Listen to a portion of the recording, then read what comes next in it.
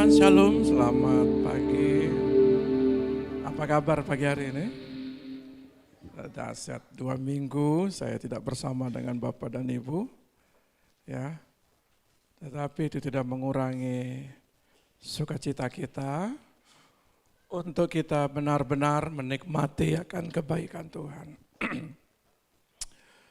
Terima kasih buat Tempesin Musib. Bapak Ibu yang terkasih, saya rindu untuk membagikan sebuah kebenaran firman. Ada banyak hal yang Tuhan percayakan untuk tugas-tugas ya sebagai seorang hamba Allah, tugas sebagai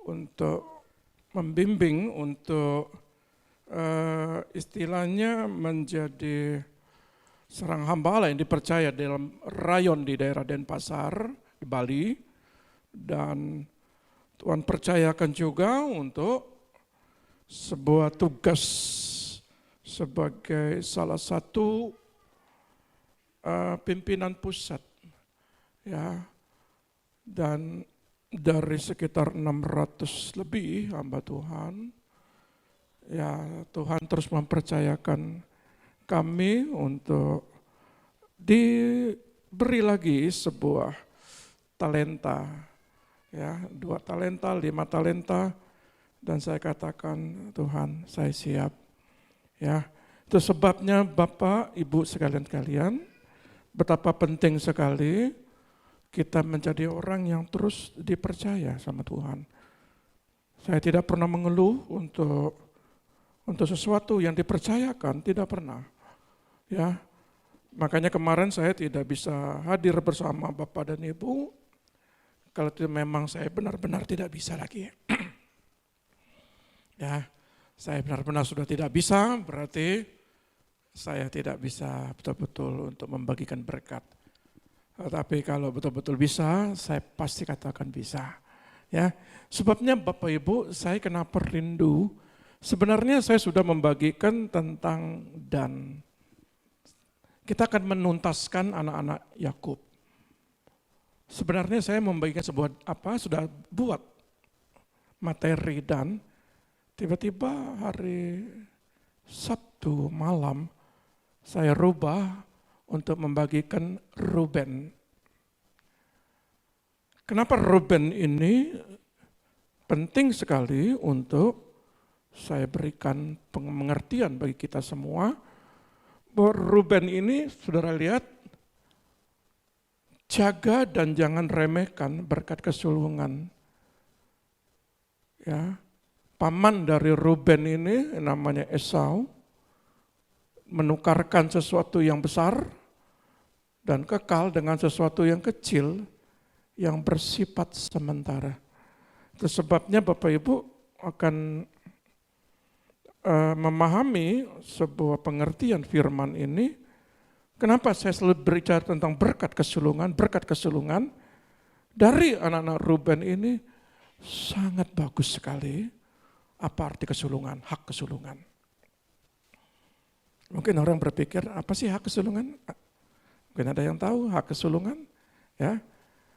Yang spesifik, apa arti berkat kesulungan? Mungkin ada yang berkata berkat kesulungan itu anak-anak yang sulung yang diberkati. Zaman dulu ya, anak sulung yang diberkati. Tetapi perkembangan paradigma zaman sekarang bukan sekedar anak sulung yang diberkati, tetapi semua yang percaya kepada Tuhan itu semua akan diberkati. Sebabnya hari ini saya rindu untuk memberikan pemahaman bagi saudara betapa pentingnya berkat ini. Ya. Sebabnya mari kita lihat dalam Kejadian pasal 29 ayat 32. Kejadian 29 ayat 32. Lea mengandung, lalu melahirkan seorang anak laki-laki dan menamainya Ruben. Sebab katanya, sesungguhnya Tuhan telah memperhatikan kesengsaraanku, sekarang tentulah aku akan dicintai oleh suamiku. Kalau kita lihat ayat sebelumnya, itu Yakub mencintai Rahel. Dia tidak mencintai Lea. Oleh sebab itu bagaimana andil dari bapaknya untuk menikahkan Lea terlebih dahulu, anak yang sulung, kepada Yakub. Tetapi cinta Yakub itu tidak kepada Lea. Oleh sebab itu, makanya ketika Lea mempunyai seorang anak, maka dikatakan di sini Lea mengandung lalu melahirkan seorang anak laki-laki dan namanya Ruben. Sesungguhnya Tuhan telah memperhatikan kesengsaraanku. Nah, saudara lihat dalam ayat ini Reuben dalam bahasa Ibrani artinya lihatlah seorang anak. Perhatikan ini anak. Ketika diberi nama oleh Lea, dia berharap Yakub ini Reuben. Perhatikan ini anakmu, anak sulungmu. Jadi bagaimana Lea merebut cinta kasih daripada Yakub ini, dia memberi sebuah nama. Jadi nama itu identik, ada maksud dan tujuan. Ya. Oleh sebab itu saudara lihat, Bapak Ibu saya rindu untuk melihat, memperhatikan bahwa doa daripada Lea, maka dikatakan sesungguhnya Tuhan telah memperhatikan kesengsaraanku. Kalau dalam terjemahan firman Allah yang hidup, kata Reuben ini adalah sesungguhnya Tuhan telah memperhatikan kesengsaraanku. Bapak Ibu, sungguh nama ini adalah nama yang anugerah, bahwa Allah itu bukan sekedar suaminya, orang yang dikasihi, tetapi Allah memperhatikan setiap kesulitan, kesengsaraan umatnya. Maka dikatakan Reuben. Ya, saya ingin membawa sebuah menghantar ayat ini untuk saudara memahami secara pelan-pelan. Sebagai anak sulung, mestinya Reuben menjadi pemimpin atas adik-adiknya. Harusnya jadi panutan.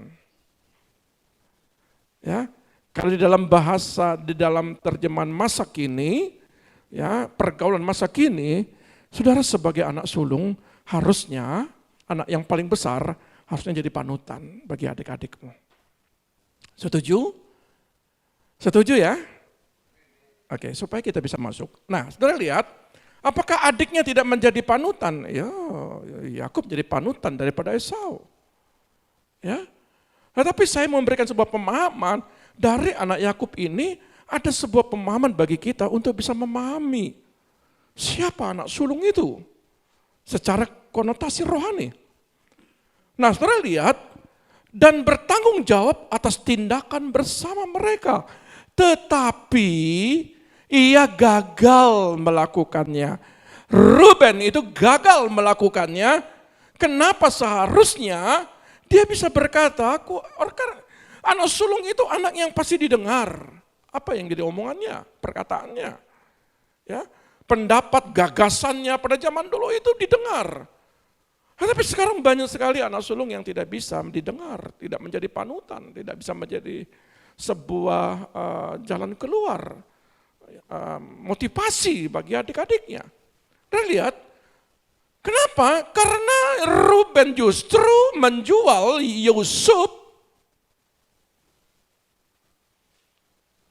kepada budak. Bahkan niat iri hati daripada Reuben ini ada.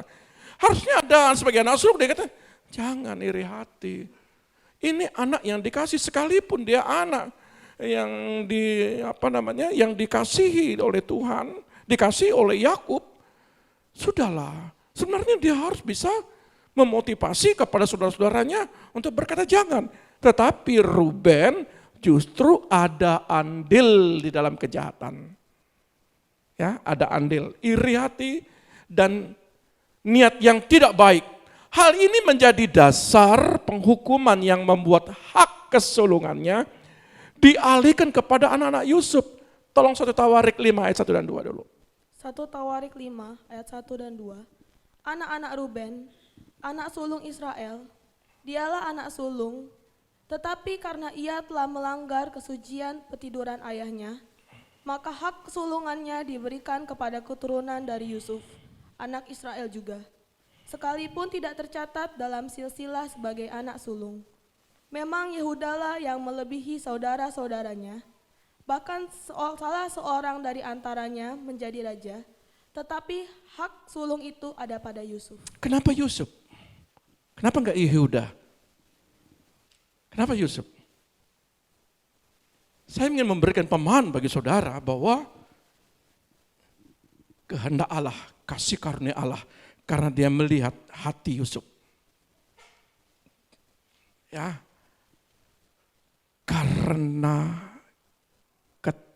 tidak menjaga kekudusan, maka hak kesulungannya dialihkan kepada Yusuf. Saudara, betapa pentingnya kekudusan.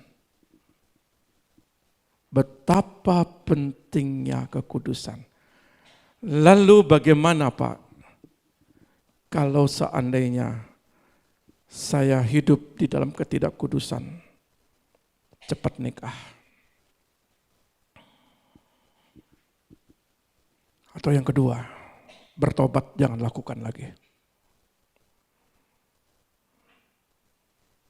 Karena kutuk itu akan terus, tudung kutuk itu akan terus. Oleh sebab itu, anak-anak muda, jaga kekudusanmu. Penting. Saya tahu kok berkat kesulungan, nanti saya jelaskan. Karena Ruben tidak menjaga, dia meremehkan hak kesulungan. Bahkan dia, mohon maaf kata, dia mengambil budaknya Yakub. Ya. Dan dia istilahnya satu hal yang tidak boleh yang dia lakukan. Maka apa yang terjadi? Hak kesulungan itu diambil. Kalau saya pernah melakukannya itu bagaimana Pak? Lalu saya sudah menikah. Minta ampun, saya sudah melakukan pengampunan. Nanti ada teknisnya yang akan saya jelaskan. Ya, sebabnya bagi saudara yang ingin masih mencari pasangan hidup, jaga hidupmu. Ya, dan ketika saudara menjadi orang tua, saya berharap begini. Ketika saudara menjadi orang tua, tanamkan bahwa kekudusan menghancurkan hak kesulungan. Saudara sebagai orang tua, tanamkan itu, berikan pengertian kepada anak-anakmu. Ini kita banyak anak-anak kecil, tanamkan mulai dari kecil, tanamkan kepada mereka. Kalau dulu saya pernah melakukan sebuah kesalahan, maka anak-anak saya tidak akan melakukan kesalahan seperti yang saya lakukan. Setuju ya? Saudara, karena belum mengerti hak kesulungan itu. Nanti saya jelaskan. Nah, saudara lihat, Kejadian 49 ayat 3 dan 4 bilang begini. Kejadian 49 ayat 3 dan 4. Ruben, engkaulah anak sulungku, kekuatanku dan permulaan kegagalan. Ruben, anakku yang sulung, anak masa mudaku. Ketika aku masih penuh semangat, terus engkaulah yang terutama dalam keluhuran, yang terutama dalam kesanggupan. Engkaulah nomor 1 dalam kedudukan. Ruben, anak sulung, engkau nomor 1 dalam kedudukan, dalam kehormatan, ditinggikan, dimasyurkan, ternama, termulia. Berkat-berkatnya Ruben seharusnya jauh lebih besar yang diterima oleh adik-adiknya, saudara-saudaranya. Ketika hak kesulungan itu hilang daripada dia, maka Yusuf yang paling dihormati, ingat ya, saudara sudah mengerti tentang Yusuf. Ayat 4 bilang apa? Engkau yang membual sebagai air, tidak lagi engkau yang terutama, sebab engkau telah menaiki tempat tidur ayahmu. Waktu itu engkau telah melanggar kesuciannya, dia telah menaiki petiduranku. tetapi engkau tidak dapat mengendalikan diri. Tidak mungkin melakukan hubungan secara manusia, secara badani, tetapi di dalam pikiran engkau juga melakukan sama seperti Yesus katakan. Yesus bilang begini, kalau engkau mengingini saja walaupun engkau tidak melakukan, maka engkau sudah berzina di dalam itu. Maka dikatakan dalam hal ini, engkau tidak dapat mengendalikan diri, sama seperti gelombang laut yang sedang mengamuk, nggak bisa dikendalikan. Hari ini minta ampun, besok buat lagi, 2 minggu minta ampun, lagi buat lagi. Dan saudara lakukan itu. Ingat baik-baik ayat ini bilang begini, maka engkau tidak lagi menjadi yang utama, engkau akan kurendahkan. Wow. Engkau akan kurendahkan karena engkau telah menghina aku dengan meniduri salah seorang istriku. Engkau akan kurendahkan. Saudara, Esau pengalaman Yusuf. Esau pengalaman pribadi yang kita sudah baca, bahkan berkat yang bangsa yang besar seharusnya Esau sebagai anak sulung, tetapi bangsa yang besar diterima oleh Yakub. Berkat menjadi orang kedua, orang yang menjadi berkat yang besar dari terima dari bapaknya, harusnya Ruben. Tetapi Yusuf yang menerima. Ya, hari ini saya aman. Ya, aman. Tetapi ingat baik-baik, berjalan terus seperti Daud. Dia melakukan hal yang jahat di mata Tuhan. Hari ini dia aman. Tetapi ketika anaknya sudah besar, di situ dia bayar apa yang dia lakukan. Jadi ketika Daud melakukan membunuh Uria dan mengambil Batseba, nubuatan daripada Nathan kepada dia, Nathan bilang begini, dia oleh tentang lembu kurus dengan lembu gemuk, dia ditegur. Hari ini dia minta ampun. Hari ini dia minta ampun. Tuhan ampuni. Tapi saudara tahu, ketika anaknya sudah mulai besar, di situ dia bayar harga. Setiap orang yang melakukan jahat di mata Tuhan, sekarang aman, tidak ada terjadi apa-apa, kelak engkau akan bayar. Jadi jangan main-main dengan kekudusan ini. Jangan main-main. Ya. Itu sebabnya kenapa Ruben direndahkan. Kenapa Esau direndahkan. Dan Daud juga pernah mengalami direndahkan. Tapi karena dia melekat kepada Tuhan. Dia minta ampun. Dia dipulihkan. Dia kembali naik lagi. Satu-satunya cara bagaimana Tuhan ingin memulihkan ketika saudara jatuh di dalam kekudusan, maka Tuhan ini akan memberikan sebuah gambaran tentang anak-anak Ruben sangat luar biasa. Karena Kristus kita memperoleh hak kesulungan. Seharusnya kita tidak memperoleh hak kesulungan. Seharusnya kita itu mengalami hal yang direndahkan karena dosa daripada Adam. Jadi kita sebenarnya juga mengalami hal yang sama. Tetapi oleh karena Kristus kita dipulihkan. Bapak Ibu dipulihkan. Kita semua dipulihkan. Roma 8 ayat 29 bilang begini. Roma 8 ayat 29. Sebab semua orang yang dipilihnya dari semula. Saudara sudah dipilihnya. Terus? Mereka juga ditentukannya dari semula. Kristus menebus di atas kayu salib untuk menentukan saudara. Jadi bukan masalah anak sulung lagi. Semua yang percaya Kristus, saudara sudah dipilih, saudara sudah ditentukan. Terus? untuk menjadi serupa dengan gambarannya. Untuk gambaran memperoleh hak kesulungan itu, jalan keluarnya jadilah serupa dengan Kristus. Terus? Supaya ia, anaknya itu, menjadi yang sulung di antara banyak saudara.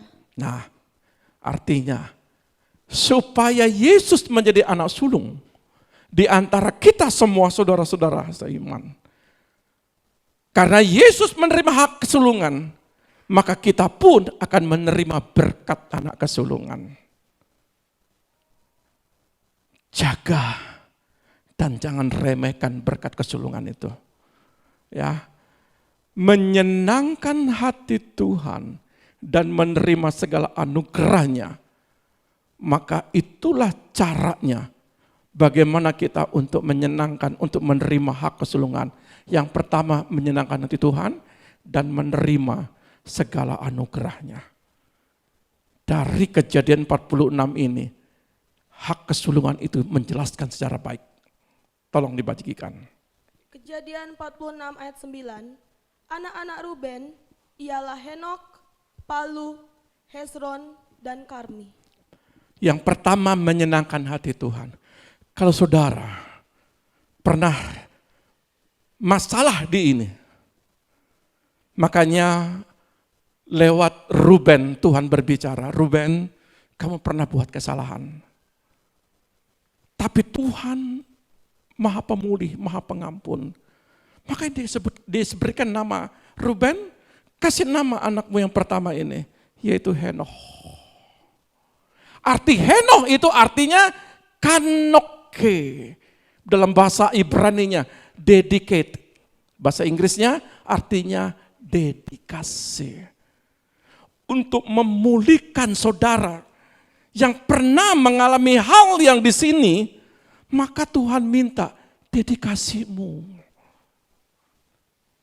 Kembalikan dedikasi. Berbicara apa dedikasi itu? Komitmen yang kuat, berani berkorban, waktu, tenaga, pikiran, serta sikap tulus bertanggung jawab untuk memberikan yang terbaik atas kepercayaan yang Tuhan berikan kepada kita. Kita nggak mau lagi seperti Ruben. Jangan kamu lakukan seperti Ruben. Jadilah Henokh. Kalau kamu menerima hak kesulungan, jadilah Henokh. Makanya kalau kita lihat, ya nenek moyang mereka yang namanya Henokh itu orang yang diangkat Tuhan, tidak mengalami kematian. Ya, apa sih arti daripada dedikasi ini? Unsur dedikasi menyenangkan Tuhan itu komitmen yang kuat, artinya keinginan yang mendalam untuk memberikan hidup yang terbaik. Jaga kekudusan, tidak melakukan dosa, komitmen untuk melayani Tuhan. Tidak ada satupun manusia di muka bumi ini yang tidak berdosa. Kalau dia tidak melakukan dengan secara badani, dia melakukan secara pikiran. Jadi semua di mata Tuhan ada kesalahan, ada kekurangan, ada dosa yang dilakukan. Tapi Tuhan bilang ini, Henokh ya. Kalau engkau mau menerima hak anak kesulung, Henokh. Jadilah Henokh. Artinya komitmen yang kuat. Tuhan, saya tidak akan lakukan lagi Tuhan. Tuhan, saya akan memberikan hidup saya terbaik. Saya tidak akan mencelakakan saudara-saudara saya, saudara-saudara seiman saya. Saya tidak punya niat yang iri hati, yang jahat kepada orang lain. Saya harus menjadi panutan kembali Tuhan. Saudara sebagai pemimpin perusahaan jadilah panutan. Saudara sebagai karyawan jadilah panutan. Berkomitmen. Hati Tuhan itu paling suka kalau dia itu dilayani. Yang kedua, pengorbanan, kesetiaan berkorban untuk mencurahkan waktu, tenaga, pikiran bagi Tuhan. Identik orang yang melayani Tuhan. Saudara perhatikan baik-baik. Orang-orang yang melayani Tuhan, Tuhan angkat.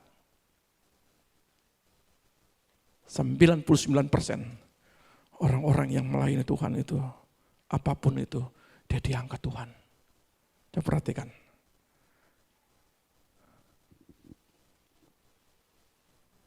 Tiga, tanggung jawab. Miliki rasa tanggung jawab sebagai anak Tuhan. Jangan mempermalukan Tuhan dalam hidupmu. Esau menjual kesulungan dengan perkara sia-sia, tinggalkan Yesus. Saudara, komitmen untuk Tuhan itu harga mati.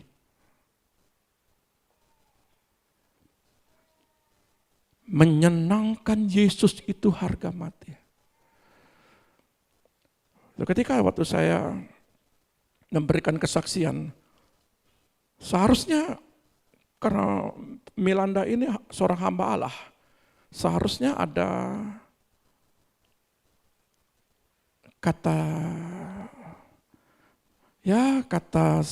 istilahnya kata-kata yang turut berduka cita lah dari pemimpin-pemimpin kami. Ternyata memang setelah saya membaca dalam 5 tahun itu, siapa-siapa yang meninggal itu diberikan penghormatan dan penghargaan, bahkan ada yang diberikan karangan bunga. Saya perhatikan, anak saya tidak ada. Lalu saya ngomong sama pemimpin saya, loh kok anak saya nggak ada? Darah, udah langsung mereka minta maaf.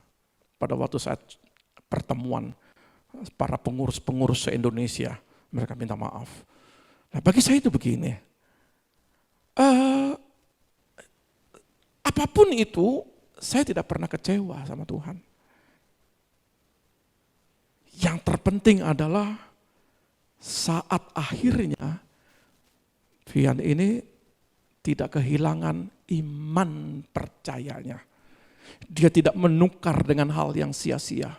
Dia setia. Ya, dia terus. Makanya ketika hidupnya, sampai matinya, the best. Spesial di mata Tuhan. Saat menikah pun spesial di mata Tuhan. Saat sekolah pun spesial. Tuhan penuhi itu semua. Karena apa? Karena dia tidak akan menukar hal yang sia-sia dengan keyakinan, kepercayaan menyenangkan hati Tuhannya. Dia berani berkorban di situ. Dia punya tanggung jawab sebagai seorang hamba Allah. Dia punya tanggung jawab sebagai pelayan Tuhan.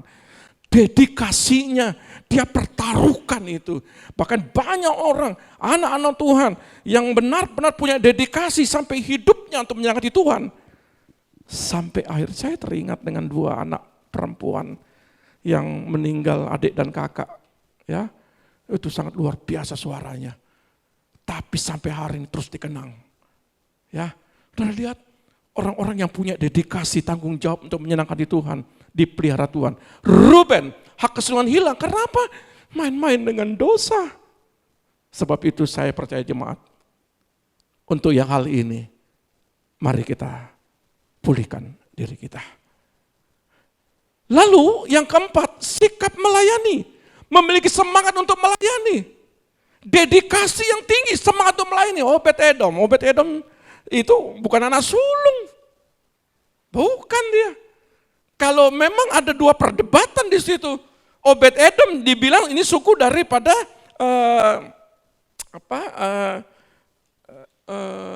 orang Gad. Ya. Salah satu daripada suku anak-anak Yakub juga termasuk perdebatan kedua. Tapi bukan itu yang saya menjadi penting buat saya bahas hari ini. Tetapi Obed-Edom mempunyai hati sikap melayani. Dia bermain kecapi menyenangkan hati Tuhan.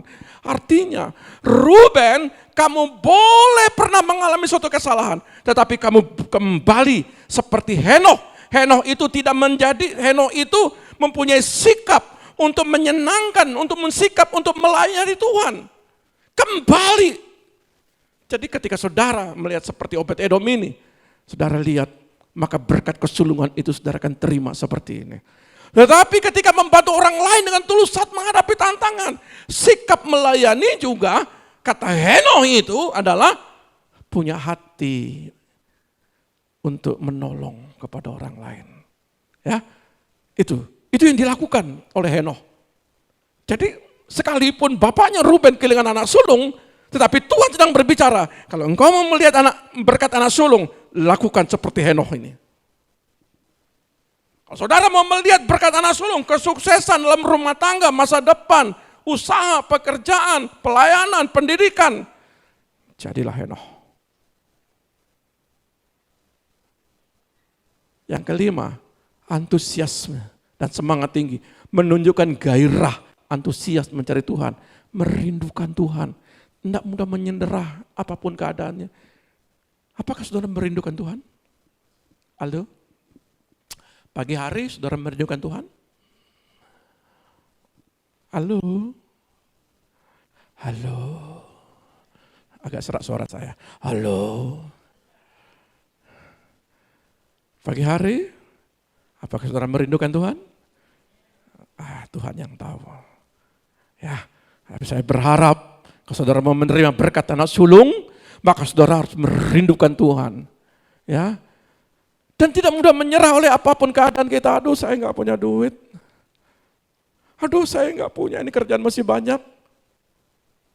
Apakah saudara merindukan Tuhan? Halo? Ada duit, nggak ada duit? Hati saya rindu kepada Tuhan. Diberkati, tidak diberkati?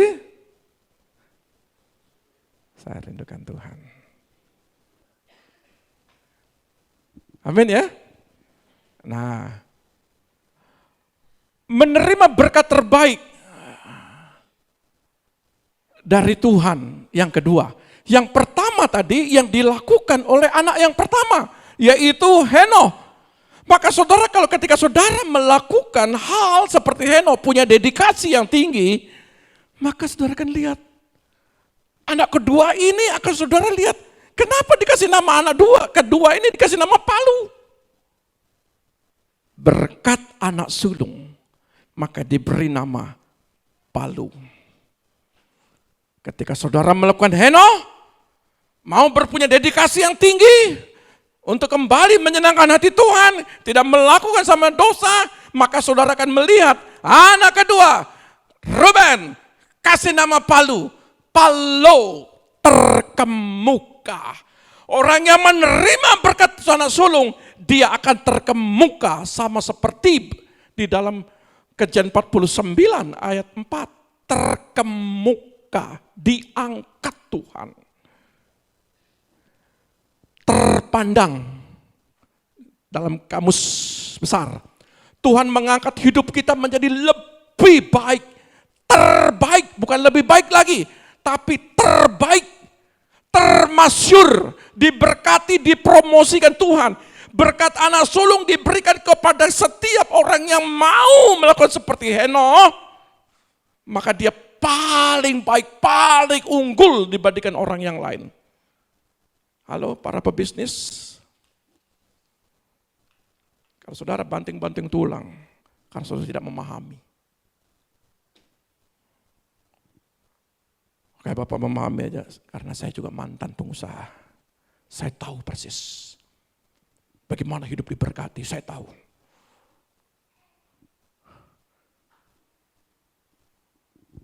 Berkat anak sulung, sekalipun saya anak bungsu, anak paling kecil, tapi saya merebut berkat anak sulung. Karena apa? Karena Kristus sudah menebus saya. Berarti saya punya hak untuk menerima menjadi yang terkemuka. Saudara jadi karyawan, saudara akan dipromosikan, terkemuka. Makanya saya tadi kasih awal pertama, siapa saya? Banyak senior saya. Banyak orang-orang hebat di situ. Tapi Tuhan angkat kami untuk dipercaya. Dalam dunia kerohanian. Dari sekian ratus orang, Tuhan angkat. Saudara, akan diberkati. Jadi jangan main-main dengan hak kesulungan itu. Yang seharusnya Ruben terima menjadi orang yang terpandang, Yusuf yang terima. Ruben buat kesalahan. Tapi kalau saudara mau untuk menerima kembali Palu ini, maka lakukan seperti dedikasi yang tinggi kepada Tuhan. Seperti Henokh. Tuhan, inilah aku Tuhan. Aku pernah buat salah Tuhan, tapi aku kembali Tuhan. Aku ingin menyenangkan hati-Mu. Aku ingin bersekutu denganmu. Aku ingin melayanimu. Aku akan memberikan yang terbaik hidup kami kepadamu Tuhan. Nah, Tuhan akan melihat apapun dosamu semerah kermisi, aku akan putihkan seperti salju. Tuhan akan angkat saudara. Itulah hebatnya kita percaya Kristus. Tapi saudara, kategori yang kedua ini untuk menerima berkat terbaik dari Tuhan, kasih nama Palu ini dia. Saudara kan dibuat berbeda. Saudara kan dibuat hal yang the best. Lu kok kenapa gampang sekali cari kerjaan? Lu kenapa baru kerja kemarin sudah diangkat Tuhan?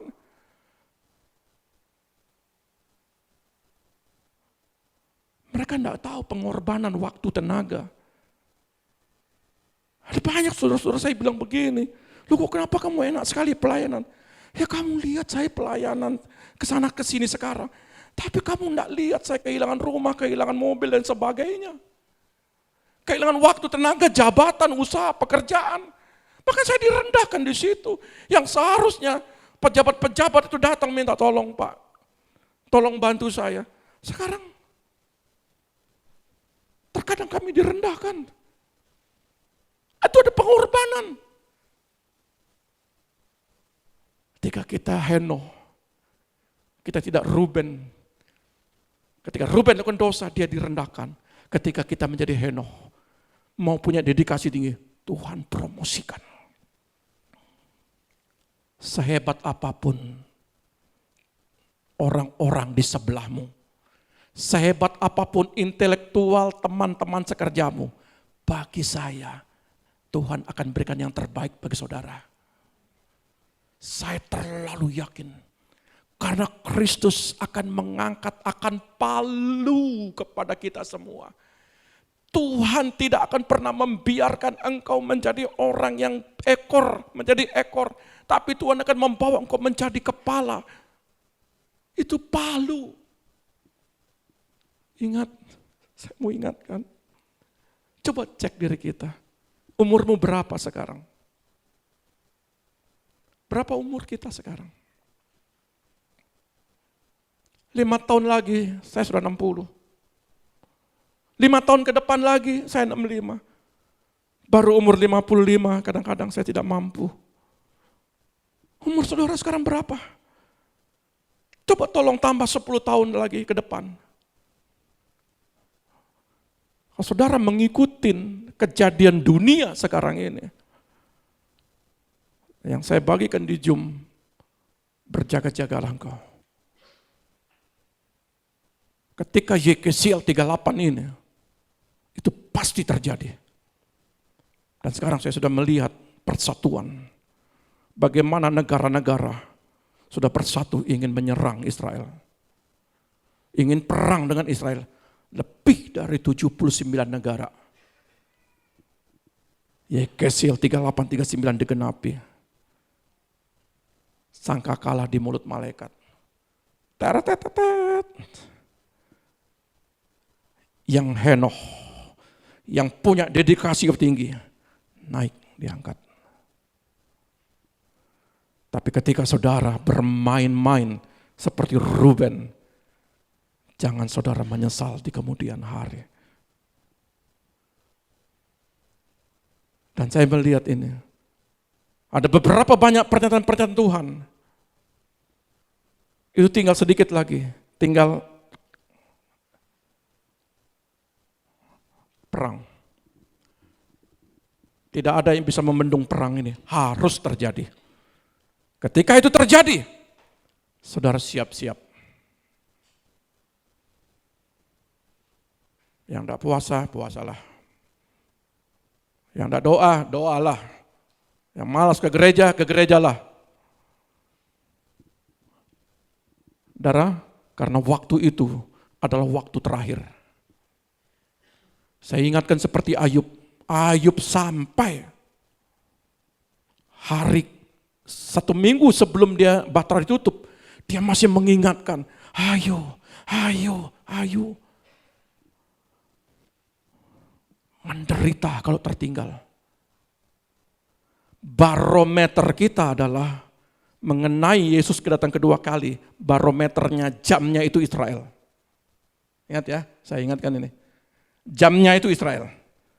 Kalau Israel ini benar-benar diserang, jadi sudah dikat. Kalau saudara mau dengar YouTube, jangan nonton yang gemulai-gemulai lagi. Ayo lihat bagaimana perkembangan Israel ini. Waktu kita tidak lama, tidak banyak. Waktu saya tidak banyak untuk terus memberitakan Tuhan. Itu sebabnya ketika saudara benar-benar di dalam masa-masa sulit, masa-masa susah, tapi Palu ini, Tuhan akan buat perbedaan. Siapapun saudara di hadapan orang lain, mungkin saudara tidak punya duit, tidak punya dana, tidak punya pendidikan, tidak punya segala sesuatu yang lebih lagi. Tapi karena dedikasi saudara sama Tuhan, maka saudara akan diangkat. Saudara akan dimuliakan. Saudara akan dibenar-benar seperti, kok kenapa bisa begini ya? Kenapa bisa gampang kali jalan keluarnya? Kenapa saya cepat ke dipromesi? Itulah Palu. Yang ketiga adalah anaknya Hezron. Dikelilingi oleh tembok. Jadi orang yang menerima hak kesulungan dikelilingi oleh tembok. Zakaria 2 ayat 5. Zakaria 2 ayat 5. Dan aku sendiri, demikianlah firman Tuhan, akan menjadi tembok berapi baginya di sekelilingnya, dan aku akan menjadi kemuliaan di dalamnya. Tuhan telah berjanji bahwa ia sendiri akan menjadi tembok api yang menuju kota itu dan untuk melindunginya. Dan dia akan tinggal di sana dalam segala kuasa dan keagungannya.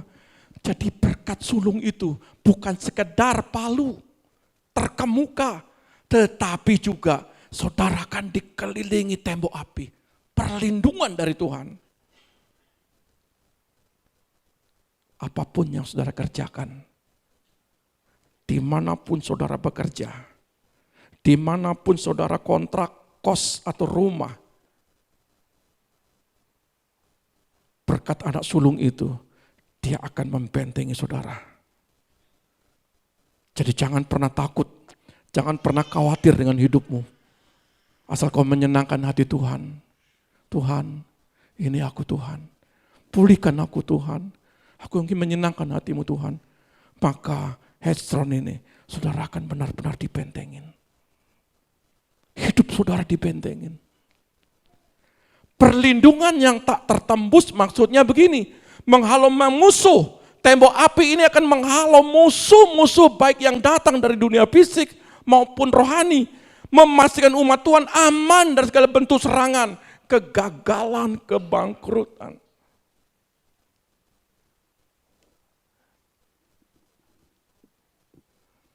Dan saya pernah alami ini. Bagaimana orang-orang yang tidak suka sama kita. Bagaimana orang-orang dengan tidak bisa dengan jalan membentengi, membuat persaingan, buat usaha di kiri kanan kita. Tapi Tuhan kalau sudah membentengi, memagari, bahkan saya tuh pun dikirimin setiap hari Jumat itu, waduh, Kamis libur, dia hari Kamis pergi ke gunung, saya tidak mengerti gunung mana, dia hari Jumat itu ada banyak orang melihat anak-anak kecil itu menutup pintu supaya tidak dilihat usaha kita. Ada banyak tetangga-tetanggamu yang tidak suka dengan engkau diberkati. Ada banyak pesaing-pesaingmu. Ada banyak orang-orang teman-teman sekerjamu yang tidak suka kalau engkau itu disayang oleh bosmu. Tapi Tuhan bilang begini, aku akan membentengi dia. Tembok api, tembok yang tidak kelihatan. Anak-anak Tuhan akan dilindungi. Yang kedua adalah kemuliaan dan kehadiran ilahi. Selain melindungi dari luar, Tuhan juga akan menjadi kemuliaan di dalam umatnya. Dia menjadi sumber sukacita dan damai sejahtera. Kenapa kita kehilangan sukacita, damai sejahtera di keluarga? Karena kita kehilangan Hezron ini. Tetapi kalau saudara benar-benar mau untuk mengalami yang namanya untuk dipulihkan Tuhan, maka saudara akan menerima yang poin kedua ini.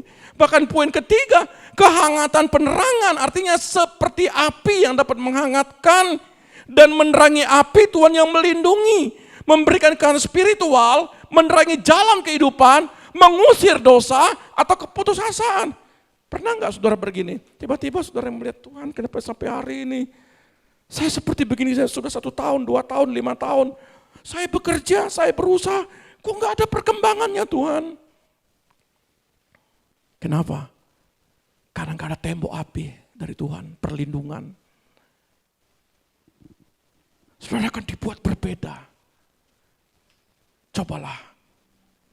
Kalau hal ini saudara mau dipulihkan, ada orang-orang yang ingin menjatuhkan saudara, maka itu tidak akan terjadi.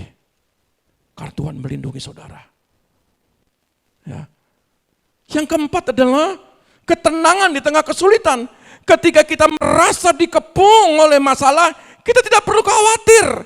Dia akan menjadi tembok api, memberi kita keyakinan dan ketenangan karena kita tidak berjalan sendirian. Kemana saudara pergi ada perlindungan dari Tuhan. Kemanapun saudara pergi, saudara akan dilindungi Tuhan. Berkat anak sulung, bukan sekedar saudara menjadi terkemuka, tapi berkat anak sulung, saudara akan dilindungi. Daud dilindungi dari apapun. Yakub dilindungi dari kelaparan. Masa sulit dia dilindungi. Jadi berkat anak sulung, saya mau bilang begini, apapun yang terjadi, banjir sudah kita alami, gempa kemarin beberapa hari kita alami, kalau masa-masa sulit akan terjadi lebih sulit lagi, Tuhan akan melindungi saudara. Tuhan akan membentengi saudara. Ingat, anak yang keempat namanya Karme, kebun anggurku. Orang yang menerima berkat anak sulung, artinya dia menerima kebun anggurku, menerima Karme, simbol kesetiaan. Orang yang setia kepada Allah untuk memberikan sukacita yang abadi, maka kesetiaan Allah akan memberikan sukacita yang abadi bagi kita. Yang mengasihi dia, dia memberkati kita dengan janji keselamatan, sukacita besar. Simbol berkat. Kebun anggur juga melambangkan berkat dan kemakmuran yang disajikan Allah kepada umatnya ketika mereka masuk ke tanah perjanjian. Artinya berkat anak sulung, Tuhan juga akan memberkati saudara. Loh Pak, sampai hari ini kenapa saya belum menerima? Saya mau tanya, ada Henoh di rumah? Bagaimana dedikasimu sama Tuhan? Manakah yang lebih penting? Cari Tuhan dulu atau kerjaan dulu? Hah? Kalau saudara Henoh, maka saudara datang kepada Tuhan dulu. Terima kasih Tuhan. Setelah jam 7 pagi sampai jam 12 malam, 24.00, Palu, Hezron, bahkan Tuhan dikatakan di sini dalam anak yang lain, Karme anggur, melambangkan kasih karunia dan belas kasihan. Allah berdaulat untuk memberikan kasih sayangnya kepada kita, yang sungguh-sungguh memberikan hidup kita kepadanya. Itu sebabnya saya mau katakan begini kepada saudara. Sebagai hamba Allah,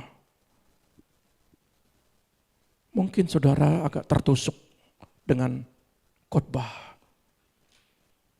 dengan kata-kata. Tapi saya mau sampaikan begini. Ada banyak orang kehilangan berkat. Ada orang banyak kehilangan kasih karunia Allah. Kenapa? Karena contohnya seperti Ruben. Padahal bapaknya itu takut Tuhan. Tapi kenapa anak-anaknya mereka justru tidak seperti Yusuf? siapapun kita, kesalahan apapun kita, kalau kita mau lakukan seperti Henokh, Tuhan janji, di bumi engkau akan diberkati. Bahkan kekekalan engkau akan terima. Banyak orang menyepelekan. Yang penting percaya Yesus saya selamat. Jangan semudah itu. Jaga hidupmu. Tuhan, pikiranku tidak kudus, ampuni aku Tuhan. Tuhan, hidupku tidak kudus, ampuni aku Tuhan. Tuhan, perkataanku tidak kudus, selalu berkata-kata yang melukai. Selalu berkata-kata yang kata-kata mutiara yang sembarangan, kata mutiara hitam. Ampuni saya Tuhan. Saya selalu berpikiran yang jahat kepada orang lain. Tuhan, ampuni saya Tuhan. Saya suka iri hati kepada orang lain. Kalau saudara masih ada itu, sebenarnya saudara sedang mencampakkan Palu. Saudara sedang mencampakkan Hizron dan Karmi. Saudara sendiri yang tidak mau menikmati kebaikan Tuhan. Makanya kenapa ya Allah menyampaikan, Ruben kamu memang betul salah. Tapi aku berikan jalan keluar. Kasih nama ini Hezron. Supaya mereka kembali kepadaku. Memang aku menembus di atas kayu salib. Ya betul. Tapi saudara harus melakukan Hezron. Harus lakukan seperti Henokh ini. Lakukan dalam hidupmu.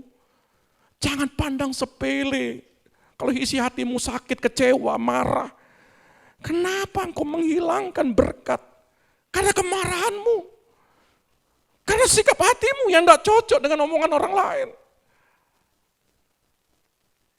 Saya belajar di sini. Kenapa Tuhan angkat hidup kami? Tuhan angkat. Saya mau pastikan hidup kami di tangan Tuhan. Hidup kami bukan di atas uang. Saya akan pastikan bagi saudara, hidup kami itu di tangan Tuhan. Hidup kami bukan di atas gaji. Hidup saudara bukan di atas berkat hari ini dan hari esok. Hidup saudara ada di tangan Tuhan. Makanya itu Henokhlah. Berkomitmen, dedikasi yang tinggi. Papa mama sudah melahirkan saya. Saya akan menghormati papa mama. Berapa kali ibunya bilang begini, "Ma, saya kirim ya Ma." Ibunya bilang begini, "Nggak usah nak, nggak usah. Untuk kamu dan hidupmu." "Nggak Ma." Dan dia selalu komunikasi sama ibunya, "Nggak Ma. Sudahlah Ma, anak ini ingin menghormati orang tuanya. Dia ingin menghargai orang tuanya." Bahkan waktu kami sakit berdua, dia bilang begini, dia guncang, "Apakah saya harus terus di sini? Atau saya kembali?" Dedikasinya sama orang tua sangat tinggi. Dia tidak mau membiarkan orang tuanya untuk dilukai dan disakiti. Sekarang saya mau tanya saudara, apakah saudara sebagai anak menyenangkan hati orang tuamu? Kalau kau menyenangkan hati, kau Henokh. Tapi kalau kau merugikan orang tuamu, melukai dan menyakitin hati orang tuamu, kau jauh dari Palu. Kau jauh dari Hezron. Kau jauh dari Karmi. Karena kau menyalahkan sendiri. Setelah pulang, peluk orang tuamu dan minta ampun. Jangan segan-segan untuk minta ampun. Karena waktu kemarin saya sudah ampuni. 2 hari yang lalu kau lukai hati orang tuamu. Itu merugikanmu. Sangat merugikan. Karena Yakub, karena Ruben dikatakan ayat, karena dia menyakiti aku, mengotori tempat tidurku. Karena Ruben melukai hati Yakub, kehilangan berkat. Sehebat apapun engkau, kau lukai hati orang tuamu, kau kehilangan berkat. Silakan kembali. Terima kasih Bapa. Firman ini mengajarkan kami menghormati Engkau lebih daripada segalanya.